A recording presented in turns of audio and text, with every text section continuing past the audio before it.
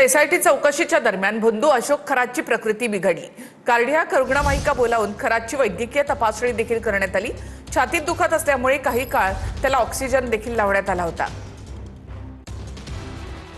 SIT चौकशी दरम्यान भोंदू खरातची प्रकृती बिघडल्याची माहिती। तातडीने कार्डियाक ॲम्ब्युलन्स बोलावून भोंदू खरातची वैद्यकीय तपासणी करण्यात आली। एसआयटी कडून खरातची चौकशी सुरू असतानाच अशोक खरातच्या छातीत दुखू लागले। खरातला चौकशी सुरू होताच डोकेदुखी, मळमळ आणि उलटीचा त्रास सुरू झाल्याची सूत्रांची माहिती। यानंतर वैद्यकीय पथक बोलावून खरातवर प्राथमिक उपचार करण्यात आले। 2 दिवसांपूर्वीच खरातच्या वकिलांनी खरातची न्यूरोसर्जनकडे तपासणी करण्याची मागणी केली होती। नाशिकच्या भोंदू खरात प्रकरणात बोगस खात्यातून कोट्यावधी खरातच्या खात्यांमध्ये वर्ग झाल्याचा संशय व्यक्त करण्यात येतोय। नाशिक आणि सिन्नरमधील प्रत्येकी 2 बँक खाती ईडीच्या रडारवर आहे।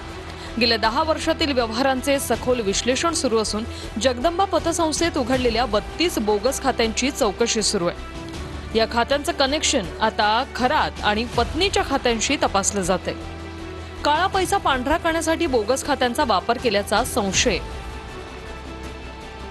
भोंदू खरात प्रकरणात शहरातील एका बड्या हॉटेल व्यावसायिकाची तब्बल 6 तास चौकशी झाली। जमीन व्यवहार आणि इतर बाबींवर चौकशी झाल्याची सूत्रांची माहिती आहे। चौकशी करून या बड्या हॉटेल व्यावसायिकाला रात्री उशिरा सोडण्यात आले।